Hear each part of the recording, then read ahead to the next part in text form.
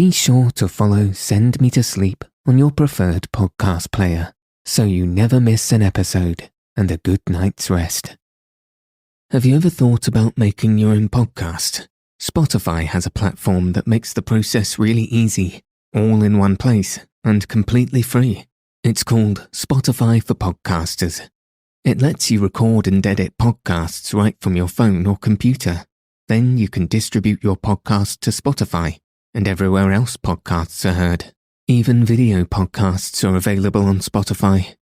With Spotify for Podcasters, you can also earn money in a variety of ways, including ads and podcast subscriptions.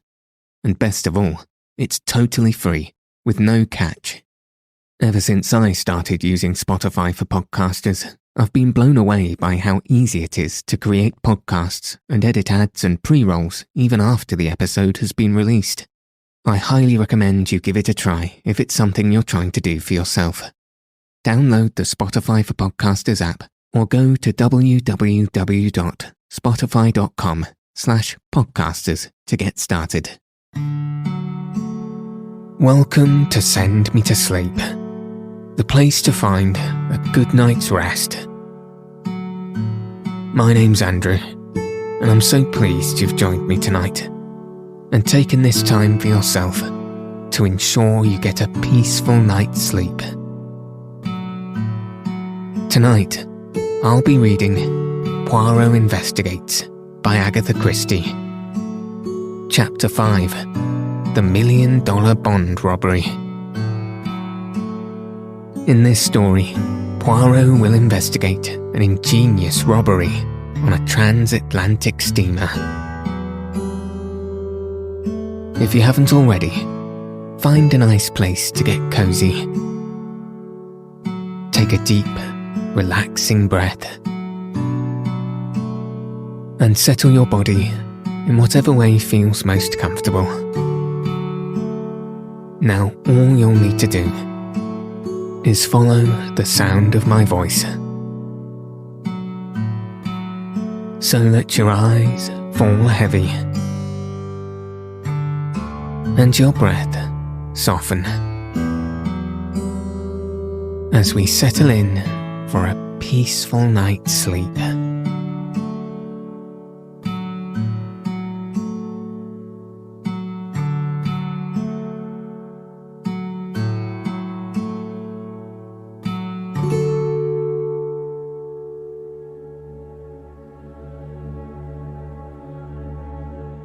The $1 Million Bond Robbery. What a number of bond robberies there have been lately, I observed one morning, laying aside the newspaper. Poirot, let us forsake the science of detection and take to crime instead. You are on the, how do you say it, get rich quick tact, eh mon ami? Well, look at this last coup, the $1 million worth of Liberty bonds, which the London and Scottish Bank were sending to New York, and which disappeared in such a remarkable manner on board the Olympia.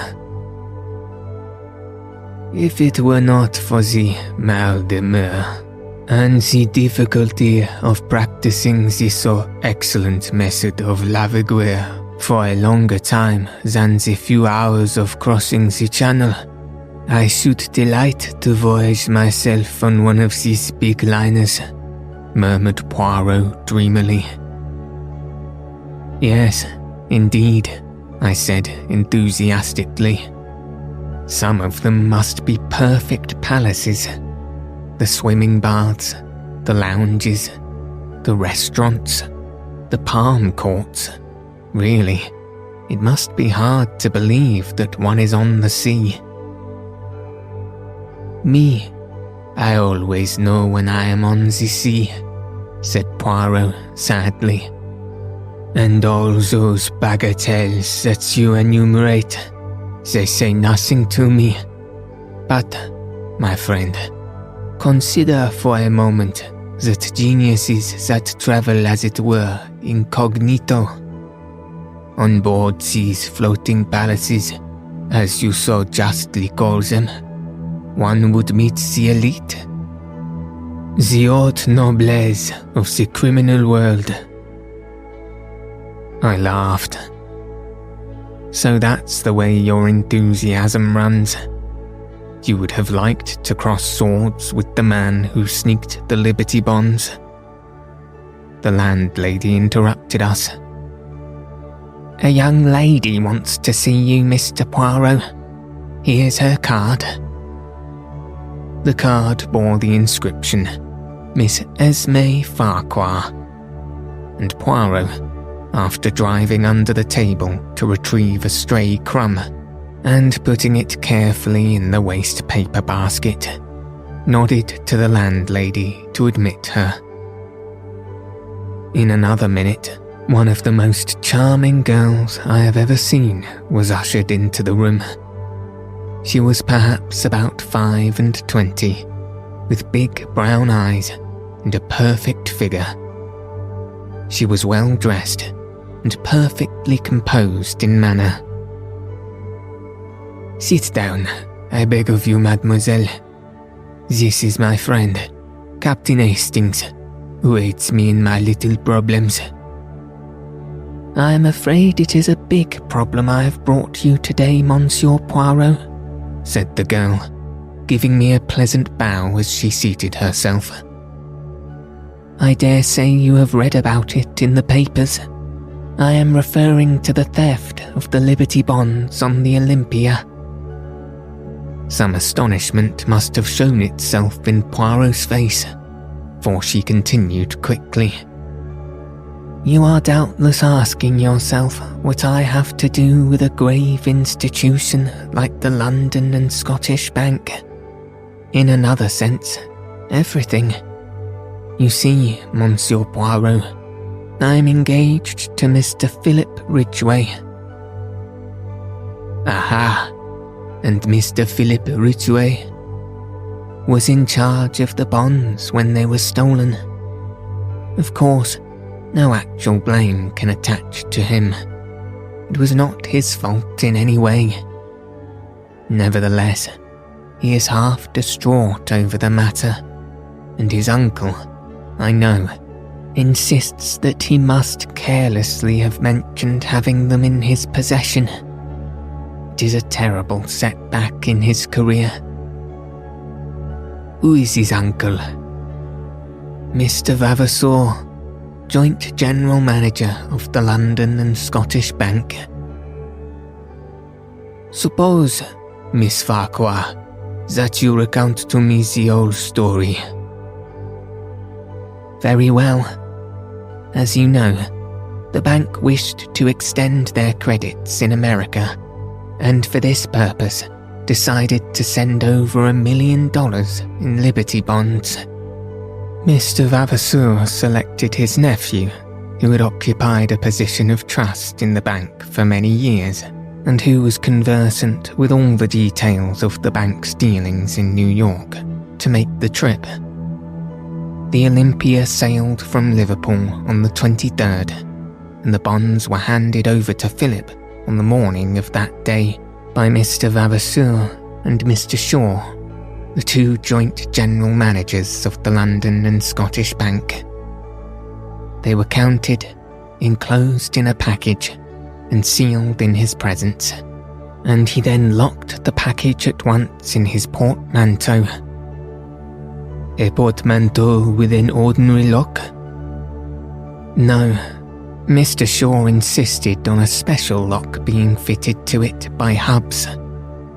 Philip, as I say, placed the package at the bottom of the trunk. It was stolen just a few hours before reaching New York. A rigorous search of the whole ship was made, but without result. The bonds seemed literally to have vanished into thin air. Poirot made a grimace.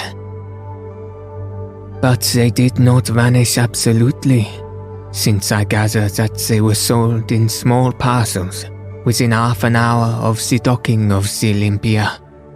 Well, Undoubtedly, the next thing is for me to see Mr. Ridgway.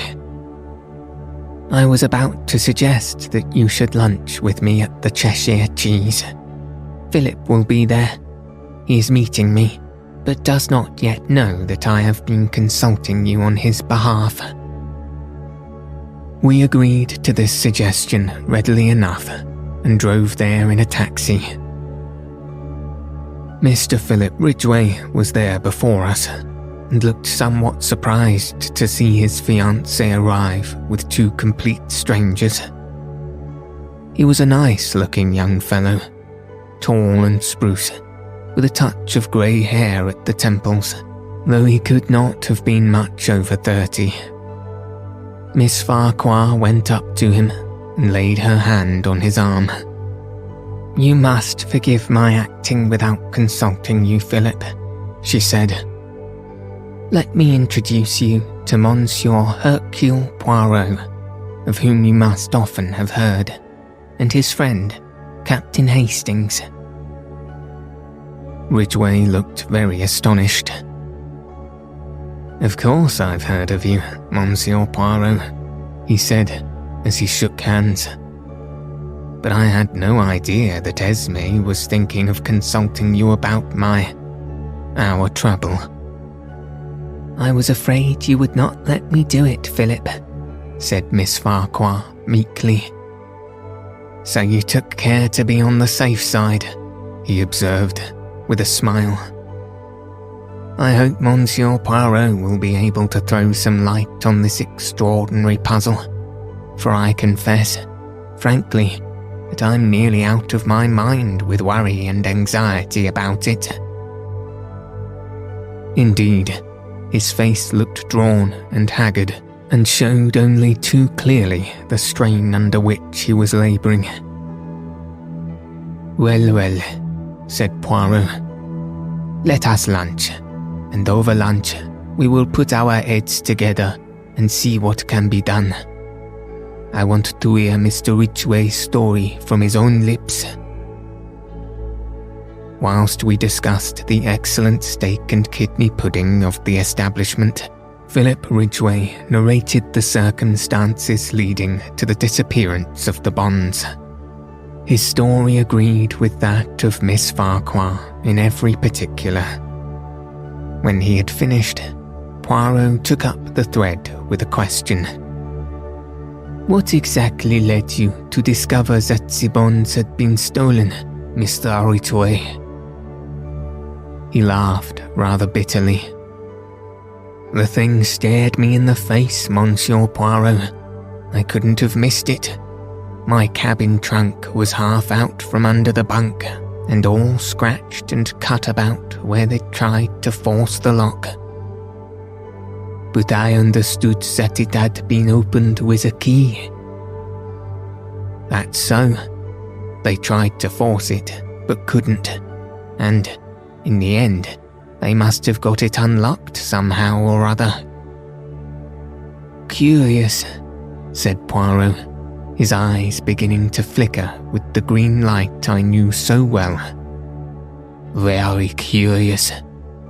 They waste much time trying to prise it open, and then, sapristi, they find that they have the key all the time, for each of Ab's locks are unique." "That's just why they couldn't have had the key. It never left me, day or night." "You are sure of that?" "I can swear to it. And besides, if they had had the key or a duplicate, why should they waste time trying to force an obviously unforceable lock?" "Ah, there's exactly the question we are asking ourselves. I venture to prophesy that the solution, if we ever find it, will hinge on that curious fact. I beg of you not to assault me if I ask you one more question. Are you perfectly certain that you did not leave the trunk unlocked?"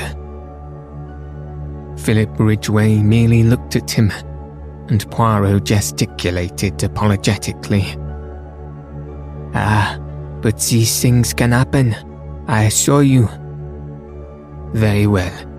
The bonds were stolen from the trunk. What did the thief do with them? How did he manage to get ashore with them? Ah, cried Ridgway.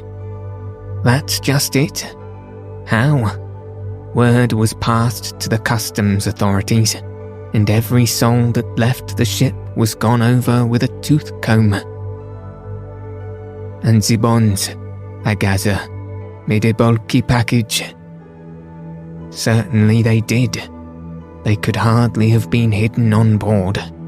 And anyway, we know they weren't, because they were offered for sale within half an hour of the Olympia's arrival, long before I got the cables going and the numbers sent out. One broker swears he bought some of them even before the Olympia got in. But you can't send bonds by wireless. Not by wireless, but did any tug come alongside? Only the official ones, and that was after the alarm was given, when everyone was on the lookout. I was watching out myself for their being passed over to someone that way. My God, Monsieur Poirot, this thing will drive me mad. People are beginning to say I stole them myself. But you also were searched on landing, weren't you? Poirot asked gently. Yes. The young man stared at him in a puzzled manner.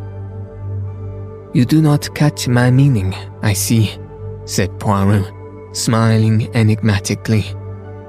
Now I should like to make a few inquiries at the bank. Ridgway produced a card and scribbled a few words on it. Send this in, and my uncle will see you at once. Poirot thanked him, bade farewell to Miss Farquhar, and together we started out for Threadneedle Street and the head office of the London and Scottish Bank. On production of Ridgway's card, we were led through the labyrinth of counters and desks, skirting paying-in clerks and paying-out clerks, and up to a small office on the first floor, where the joint general managers received us. They were two grave gentlemen who had grown grey in the service of the bank. Mr. Vavasour had a short white beard. Mr. Shaw was shaven. I understand you are strictly a private inquiry agent, said Mr. Vavasour. Quite so, quite so. We have, of course, placed ourselves in the hands of Scotland Yard. Inspector McNeil has charge of the case. A very able officer, I believe. I am sure of it, said Poirot politely. You will permit a few questions on your nephew's behalf. About this lock, who ordered it from Abs? I ordered it myself, said Mr. Shaw. I would not trust to any clerk in the matter. As to the keys, Mr. Ridgway had one, and the other two are held by my colleagues and myself. And no clerk has had access to them? Mr. Shaw turned inquiringly to Mr. Vavasour. I think I'm correct in saying that they have remained in the safe where we placed them on the 23rd, said Mr. Vavasour. My colleague was unfortunately taken ill a fortnight ago. In fact, on the very day that Philip left us. He has only just recovered. Severe bronchitis is no joke to a man of my age, said Mr. Shaw ruefully. But I am afraid Mr. Vavasour has suffered from the hard work entailed by my absence, especially with this unexpected worry coming on top of everything. Poirot asked a few more questions. I judged that he was endeavouring to gauge the exact amount of intimacy between uncle and nephew. Mr. Vavasour's answers were brief and punctilious. His nephew was a trusted official of the bank and had no debts or money difficulties that he knew of. He had been entrusted with similar missions in the past. Finally, we were politely bowed out. "I am disappointed," said Poirot as we emerged in the street. "You hoped to discover more. They are such stodgy old men." "It is not their stodginess which disappoints me, mon ami.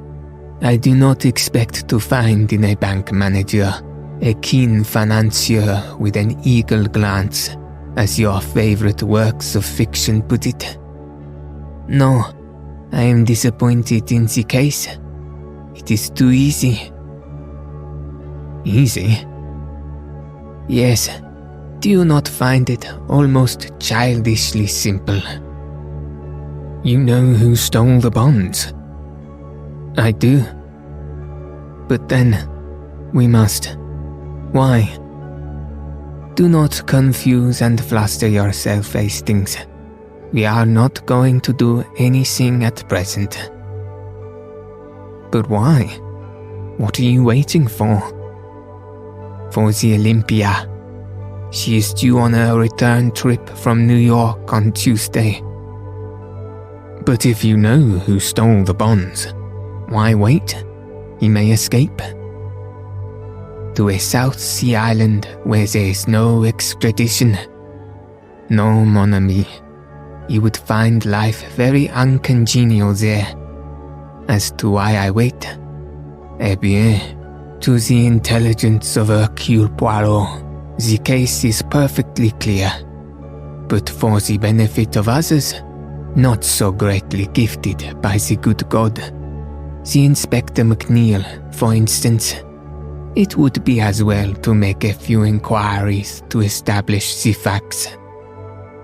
One must have consideration for those less gifted than oneself."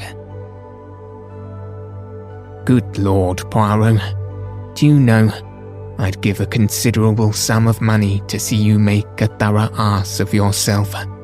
Just for once. You're so confoundedly conceited." "Do not enrage yourself, Hastings. In verity, I observe that there are times when you almost detest me. Alas, I suffer the penalties of greatness." The little man puffed out his chest and sighed so comically that I was forced to laugh. Tuesday saw us speeding to Liverpool in a first-class carriage of the L&NWR. Poirot had obstinately refused to enlighten me as to his suspicions or certainties. He contented himself with expressing surprise that I, too, was not equally au fait with the situation. I disdained to argue and entrenched my curiosity behind a rampart of pretended indifference. Once arrived at the quay alongside which lay the big transatlantic liner, Poirot became brisk and alert. Our proceedings consisted in interviewing 4 successive stewards and inquiring after a friend of Poirot's who had crossed to New York on the 23rd. An elderly gentleman, wearing glasses, a disabled man, hardly moved out of his cabin. The description appeared to tally with one Mr. Ventnor, who had occupied the cabin C-24, which was next to that of Philip Ridgway. Although unable to see how Poirot had deduced Mr. Ventnor's existence and personal appearance, I was keenly excited. "Tell me," I cried, "was this gentleman one of the first to land when you got to New York?"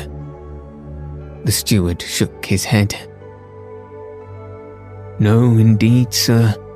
He was one of the last off the boat." I retired, crestfallen, and observed Poirot grinning at me. He thanked the steward, a note changed hands, and we took our departure. "It's all very well," I remarked heatedly, "but that last answer must have dampened your precious theory. Grin as you please." "As usual, you see nothing, Hastings. That last answer is, on the contrary, the coping stone of my theory." I flung up my hands in despair. "I give it up." When we were in the train, speeding towards London, Poirot wrote busily for a few minutes, sealing up the result in an envelope. "This is for the good Inspector McNeil. We will leave it at Scotland Yard in passing, and then to the Rendezvous restaurant, where I have asked Miss Esme Farquhar to do us the honour of dining with us." "What about Ridgway?" "What about him?" asked Poirot with a twinkle. "Why, you surely don't think. You can't.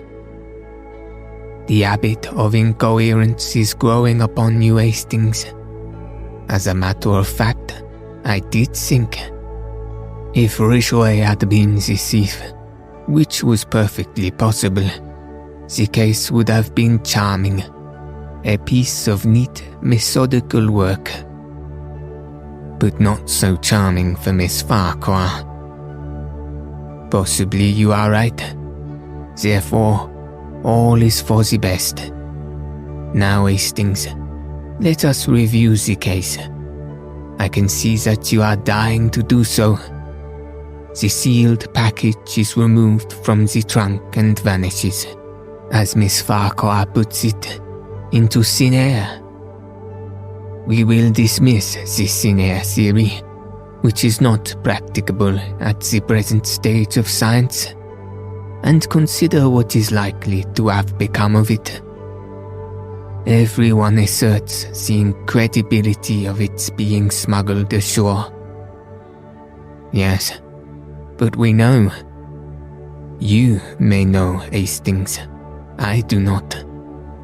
I take the view that, since it seemed incredible, it was incredible.